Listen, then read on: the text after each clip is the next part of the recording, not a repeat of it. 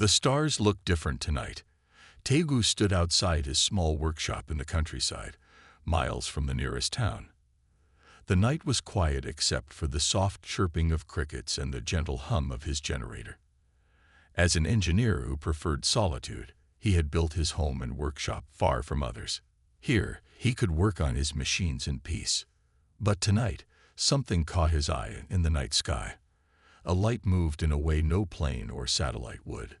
It zigzagged, stopped, then shot across the horizon before stopping again. Strange, Tegu muttered, rubbing his tired eyes.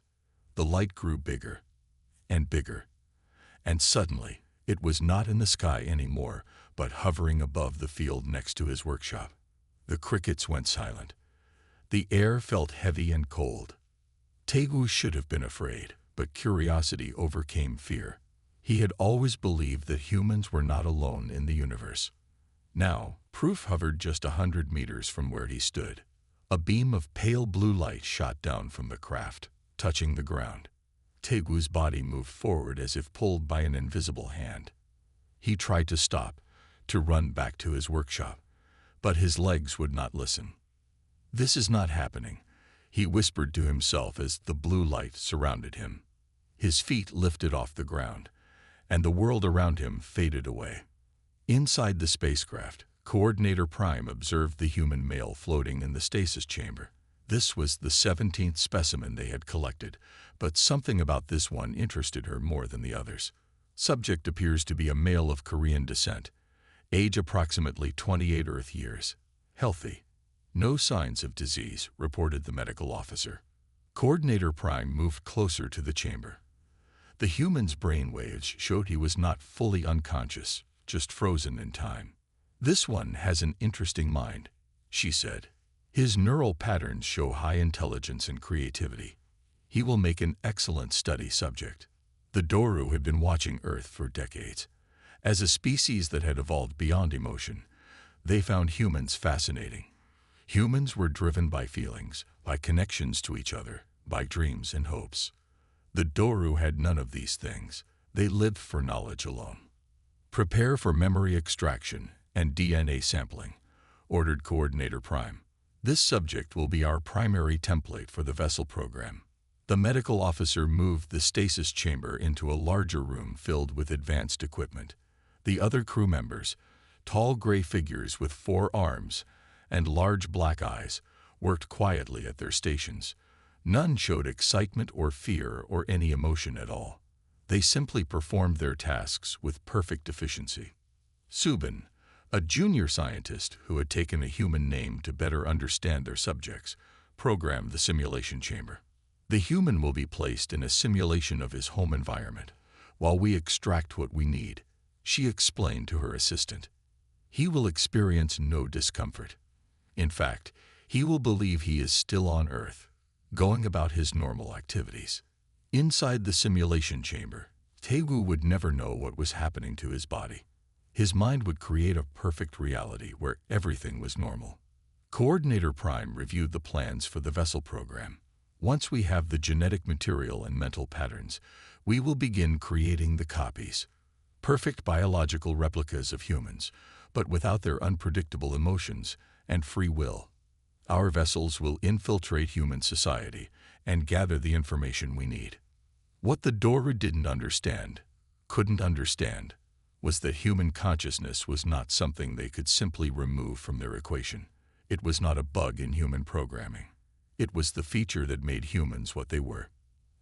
As Tegu floated in the stasis chamber, dreaming of his workshop and the machines he loved to build, his cells were already being copied, his memory scanned. Soon, there would be another Tegu, a copy meant to be just a shell, just a tool. But the universe had other plans. 3 months had passed since Tegu's abduction. During this time, he lived in a dream world created by the Doru. In his mind, he was still in his workshop, building and inventing.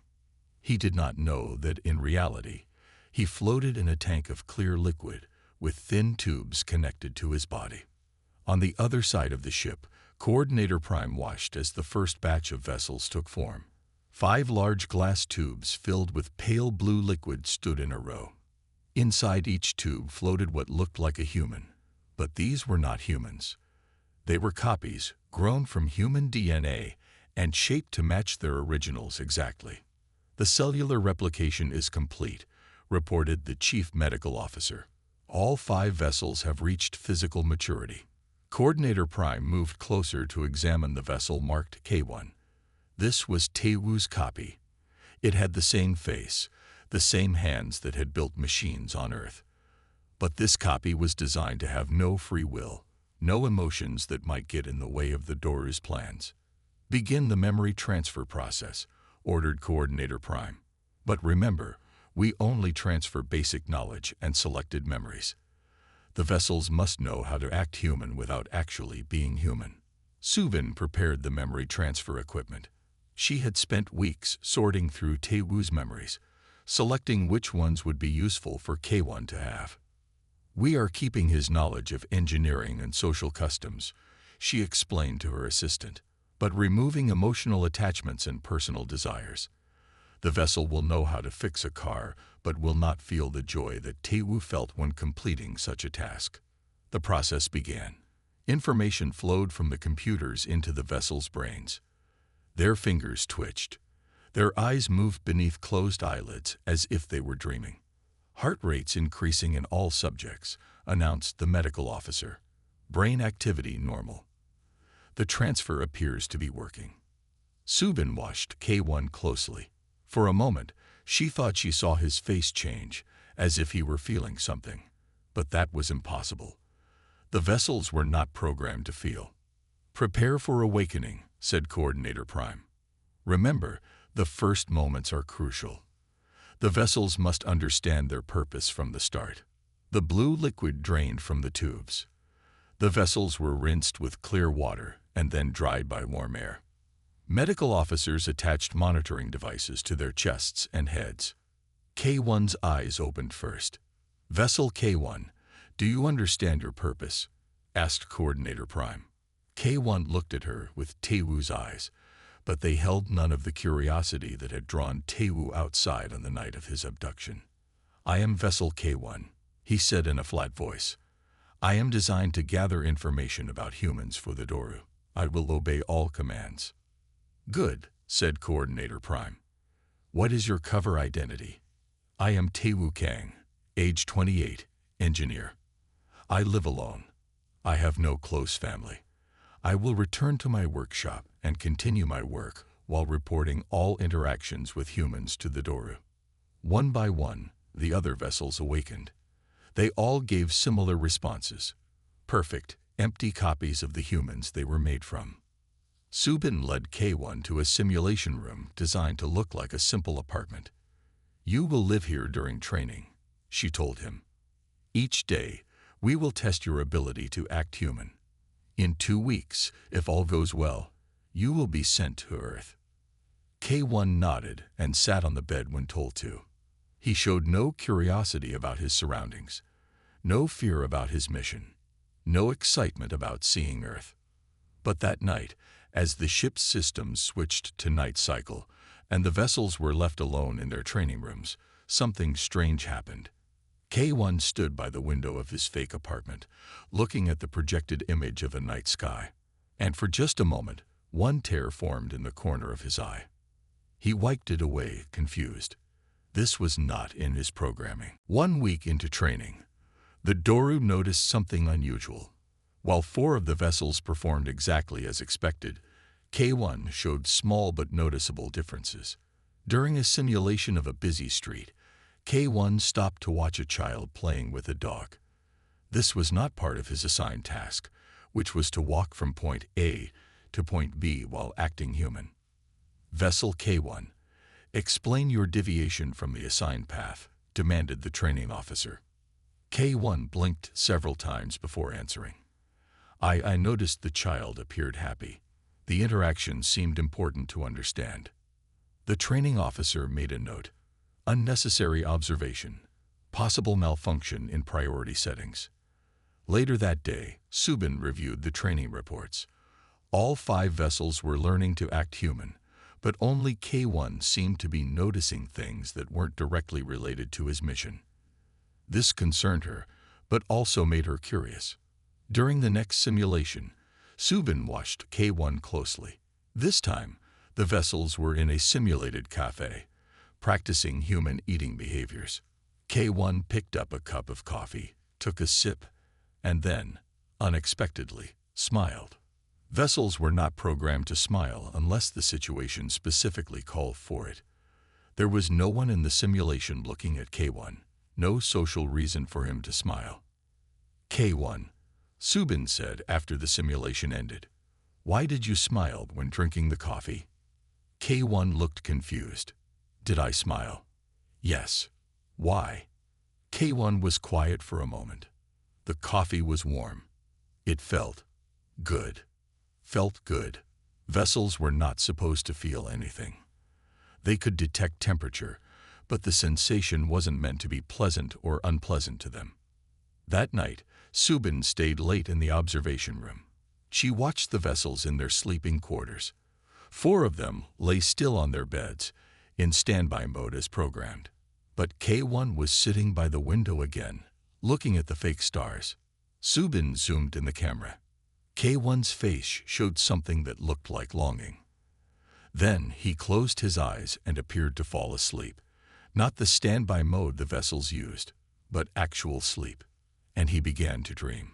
In K1's dream, he was in a place he had never been. Taewoo's childhood home. A woman was cooking in the kitchen. She turned and smiled at him. Taewoo, dinner is almost ready, she said warmly. K1 woke up with a gasp. The dream had felt so real. The woman had called him Taewoo, not K1, and he had felt loved.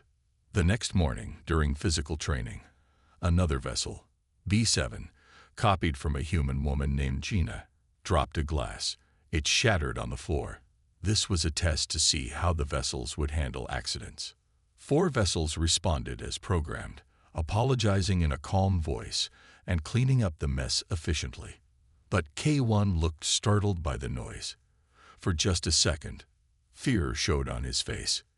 Vessel K1 shows unprogrammed emotional responses, the training officer reported to Coordinator Prime. Recommend adjustments to neural settings. But Subin, who had been watching, asked to speak privately with Coordinator Prime. I believe K1's responses may be valuable for research, she said carefully. If we allow these small variations to continue, we might learn more about human emotions. This could make our vessels even more convincing. Coordinator Prime considered this. You may observe K1 for 3 more days without adjustments. Record all unusual behaviors. If they interfere with mission readiness, we will reset him. That night, Subin added a new element to K1's room, a small plant. Nothing in his programming told him what to do with it. In the morning, she found K1 gently touching the leaves of the plant. When he saw her watching, he quickly pulled his hand away.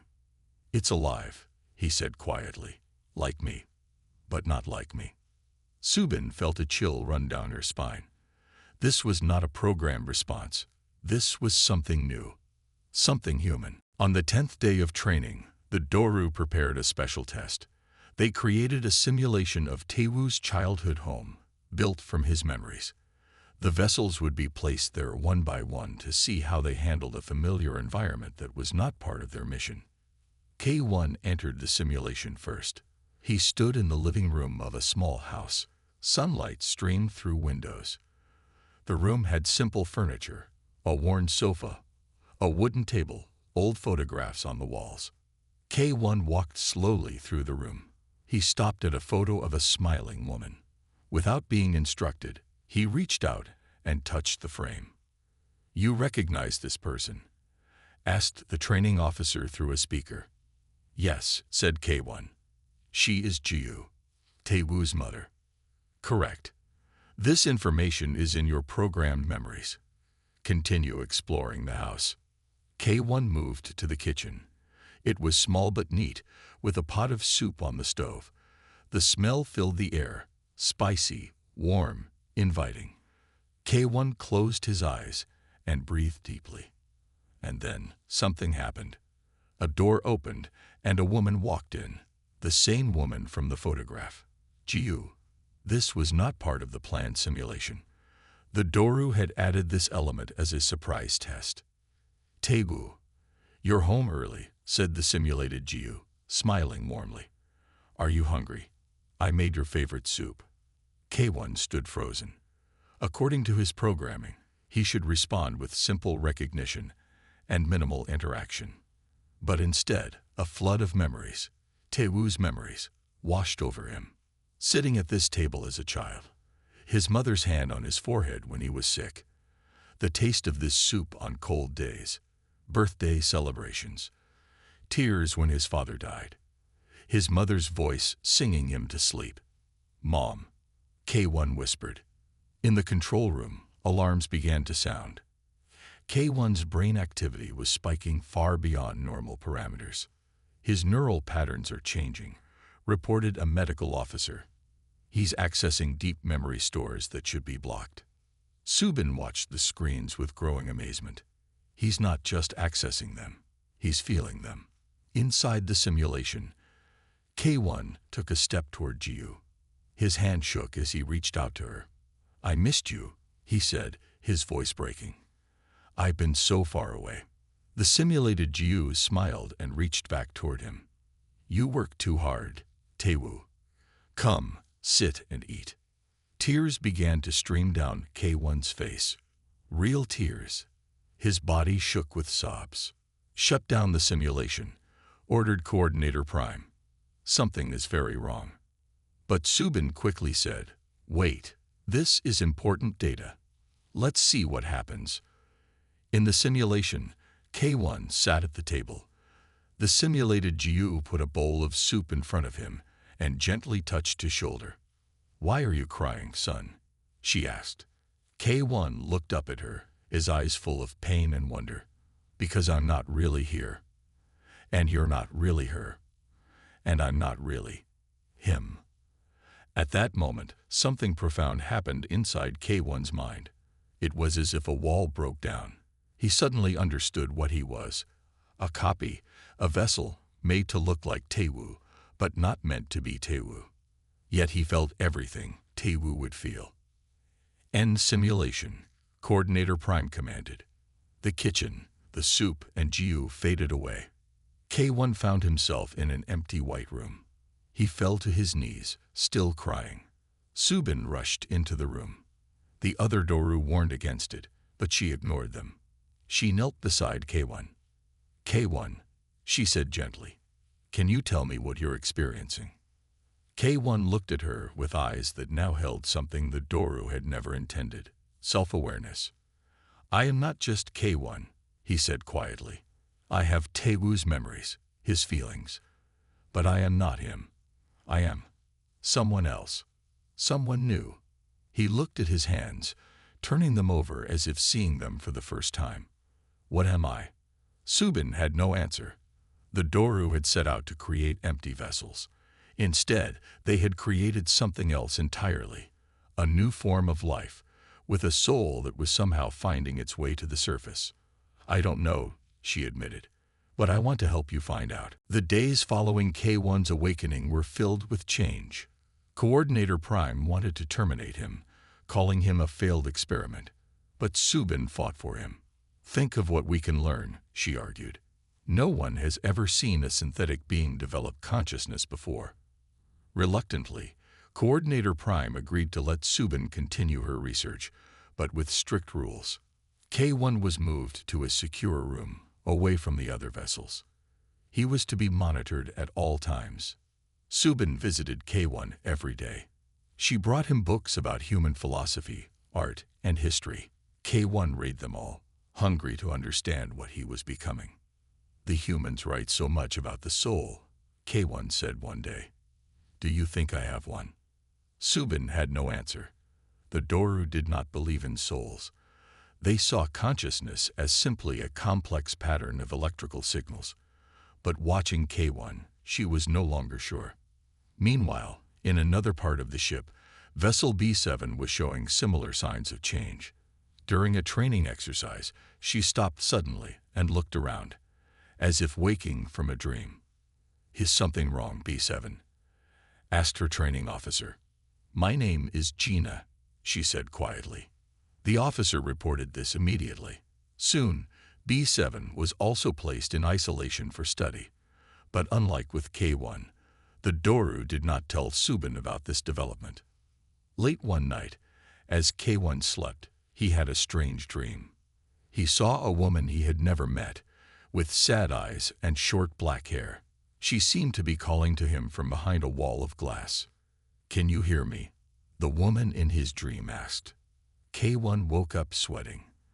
The dream had felt so real. He drew the woman's face on paper and showed it to Subin the next day. Do you know who this is? He asked. Subin looked at the drawing and froze. It was a perfect picture of B7. How do you know this person? She asked carefully. I don't, said K1. She came to me in a dream. Subin left quickly, her mind racing. If K1 could somehow connect with B7 through dreams, what did that mean? Were the vessels developing some kind of network, a way to communicate with each other? That night, Subin broke the rules. She brought K1 to B7's room. When they saw each other, both vessels gasped. It's you, whispered B7, the one who hears me. And you're the one who calls, said K1. They reached for each other's hands. When their fingers touched, a small spark jumped between them. How is this possible? Asked Subin, watching in wonder. I don't know, said K1. But I feel less alone when she's near. B7 nodded. We share something. Not memories, but something deeper. Subin made a decision then. She took them to a secure room and showed them something neither had seen before. The stasis chambers where the real Taewoo and Gina floated, suspended in time. These are your originals, she said. The humans you were copied from. K1 walked slowly to Taewoo's chamber. He placed his hand on the glass, looking at the face that matched his own. He's still alive, said K1 softly. Yes, said Subin. All the humans are kept alive so we can continue to study them. B7 looked at Gina with tears in her eyes. They don't deserve to be prisoners. No, agreed Subin. They don't. She looked at the two vessels standing between the sleeping bodies of their human originals. They were not supposed to care about these humans. They were not supposed to care about anything. But they did. I will help you, Subin said suddenly. But you must trust me and be patient. Help us how? Asked K1. To free them, said Subin, and to find out what you truly are. What Subin didn't tell them was that Coordinator Prime had already made a decision. All vessels showing signs of consciousness were to be reset within 3 days. Their time was running out. That night, after Subin left, K1 sat quietly in his room. His eyes were closed, but he was not sleeping. He was reaching out with his mind, searching for others like him. First, he felt B7's mind, warm and bright. Then, to his surprise, he found more. 3 other vessels had also begun to wake up. They were confused and scared, but they answered his silent call. We are not alone, K1 whispered to himself. In the morning, Subin arrived with news. Her face was pale with worry. Coordinator Prime has ordered all of you to be reset tomorrow, she said. They say you are malfunctioning and must be fixed. Reset means death for what we have become, said K1. Subin nodded. That's why we must act now. I've prepared a plan, but it's dangerous. She showed them a map of the ship on her tablet. The control center for all stasis chambers is here. She pointed to a room in the lower level. If you can reach it, you can release all the humans. But how can we get there? Asked B7. We can't leave our rooms without permission. Subin handed K1 a small device. This will disable the door locks, but you'll have to be careful. There are guards everywhere. What about the other vessels? Asked K1. The ones who are waking up.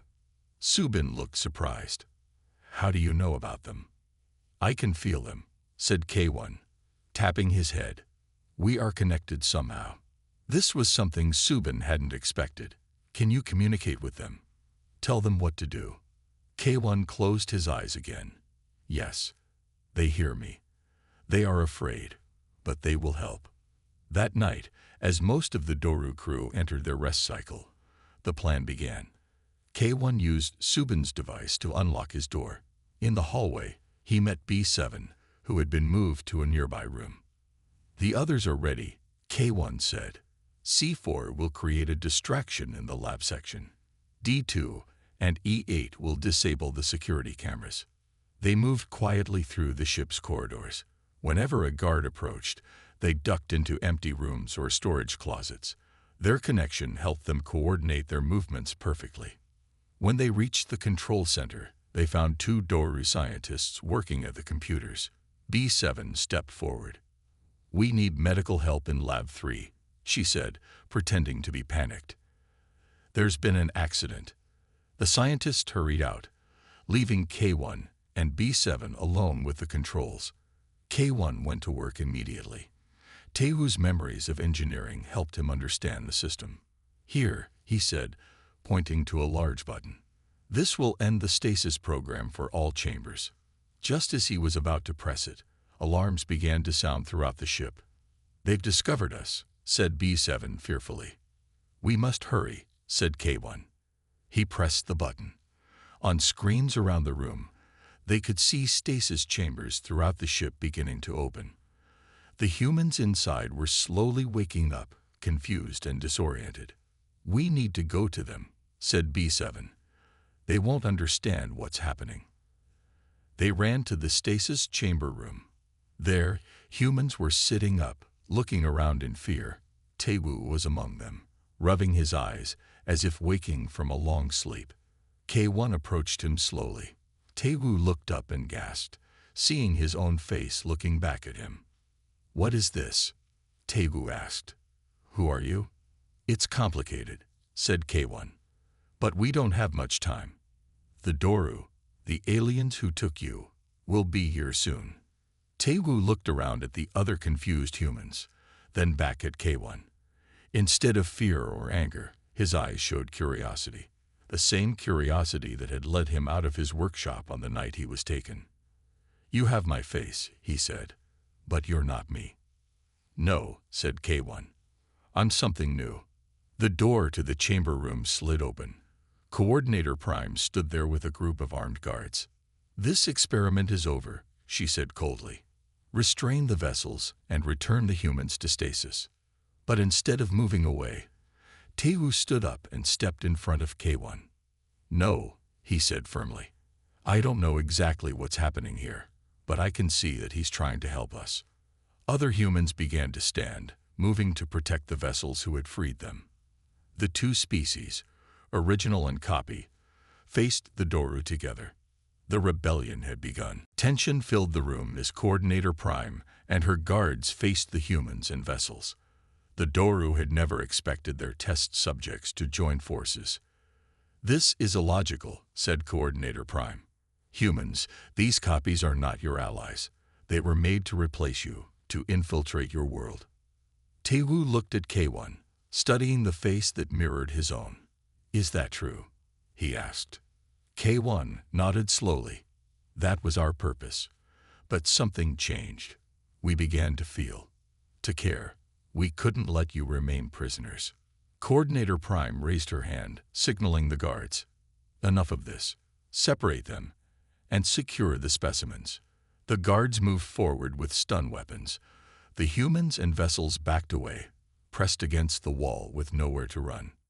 Suddenly, Subin burst into the room. "Wait," she shouted. "There's something you need to know, Coordinator." All eyes turned to her. Subin rarely raised her voice. Even Coordinator Prime paused, curious about what could make the quiet scientist so bold. "The vessels aren't malfunctioning," Subin explained. "They're evolving. My research shows that human consciousness isn't just stored in their brains. It's somehow embedded in their very cells. We copied their bodies perfectly, and in doing so, we accidentally copied something we don't understand." She pulled out her tablet and displayed a series of brain scans. "Look at these patterns. The vessels aren't just mimicking human emotions. They're actually experiencing them." Their neural pathways are developing in ways identical to human emotional centers. Coordinator Prime studied the data with narrow eyes. This is unexpected but irrelevant. The mission parameters remain unchanged. The vessels must be reset and reprogrammed. You still don't understand, said Subin desperately. We set out to create tools, but we've created life instead. Sentient life. To destroy them would be murder. The word hung in the air. Murder was a concept the Doru understood but considered primitive. Their species had evolved beyond killing long ago. Coordinator Prime turned to K1. Prove it, she said. Prove you are more than a programmed machine. K1 looked uncertain. How? We will conduct a test. Coordinator Prime pointed to a control panel across the room. That panel controls the air supply to this section of the ship. If I press this button, she held up a small remote. The panel will explode in exactly 30 seconds. Someone must manually override it or everyone in this room will suffocate. She looked at K1. If you are truly sentient, with human-like emotions, what will you do? Without hesitation, K1 started toward the panel. Wait, said Taewoo, grabbing his arm. It's a trap. She'll terminate you the moment you reach the panel. Perhaps, said K1. But if I don't try, everyone will die. Taewoo looked into the eyes that were so like his own. Then I'll go. No, said K1 firmly. Your life is original, unique. Mine is a copy. If one of us must risk death, it should be me. Before Taewoo could argue, K1 pulled away and ran toward the panel.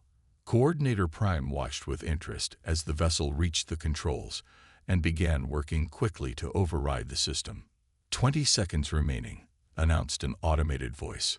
K1's fingers flew over the controls, using Taewoo's engineering knowledge. Sweat beaded on his forehead, a very human response to stress. 10 seconds. The panel sparked under K1's hands, burning his skin, but he didn't stop. 5 seconds. With a final push, K1 rerouted the system. The countdown stopped.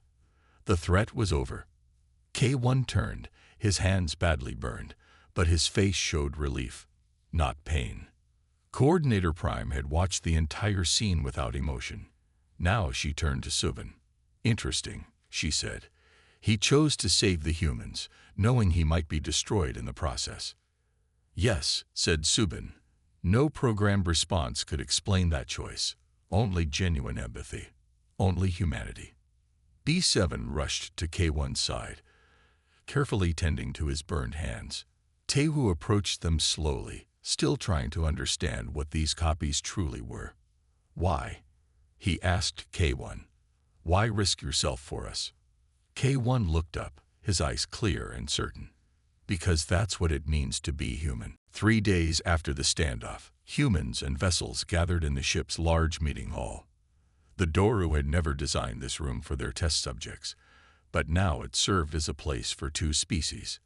No, 3 species to decide their future. Coordinator Prime stood at the front, her tall gray form a stark contrast to the humans and human-like vessels seated before her. The burns on K1's hands were healing well, thanks to the Doru's advanced medical technology. Our mission has changed, Coordinator Prime announced. What began as research has become a first contact situation. She gestured to Subin, who stepped forward with her research findings. The vessels have developed true consciousness, Subin explained to everyone.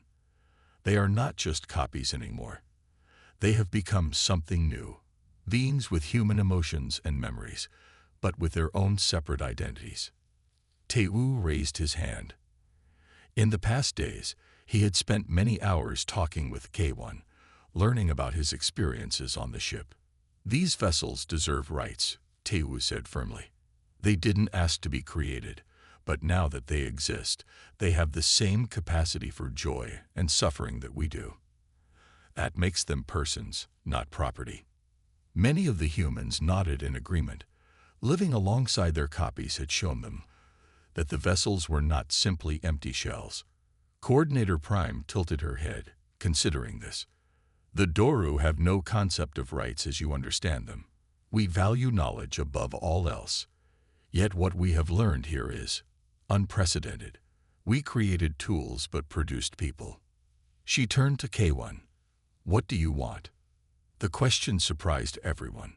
The Doru had never asked their subjects what they wanted before. K1 stood slowly, still careful of his bandaged hands. We want to live, he said simply. We want the freedom to discover who we are, not just copies of who we were copied from. B7 stood beside him. And we want to return to Earth with our human originals. It's the world we remember, even if we've never actually seen it. Coordinator Prime was silent for a long moment. The other Doru scientists whispered among themselves, discussing options and outcomes. Finally, Coordinator Prime spoke. We propose a treaty. The vessels will be recognized as a new species with the same status as humans in our records. All humans will be returned to Earth, along with any vessels who wish to go. A cheer went up from both humans and vessels. Taewoo clapped K1 on the shoulder, careful to avoid his injuries. But continued Coordinator Prime, raising a hand for silence, we request that some vessels and humans remain in contact with us. We have much to learn from this unexpected outcome.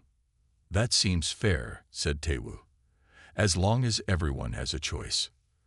The next week was busy with preparations. The Doru provided supplies and technology to help the humans explain their absence on Earth. They also modified the vessels slightly, adding small marks behind their ears so they could be distinguished from their human originals. On the day of departure, K1 stood at a window, looking down at the blue planet below. Earth, home, according to his memories, though he had never set foot there. Taewoo joined him at the window. Nervous, he asked. K1 nodded. What will I do there? Who will I be? Whoever you want, said Taewoo. You have Taewoo's memories and knowledge, but your future is your own. You should start by choosing a name. A real name, not a designation. K1 thought for a moment. Minho, he said finally. I'd like to be called Minho. Minho, Taewoo repeated, smiling. It suits you. As the ship began its descent toward Earth, Minho felt something new stirring inside him. Not one of Taewoo's copied emotions, but something entirely his own. It wasn't quite hope, or excitement, or fear, though it contained elements of all three. It was the feeling of standing at the beginning of an unwritten story. His story. The Doru had built copies, thinking they were creating beasts, tools to be used and controlled. Instead, they had given birth to a new kind of human, different in origin, but the same in all the ways that truly mattered. As Earth grew larger in the window, Minho realized that humanity wasn't about where you came from. It was about where you were going, and who you chose to become along the way.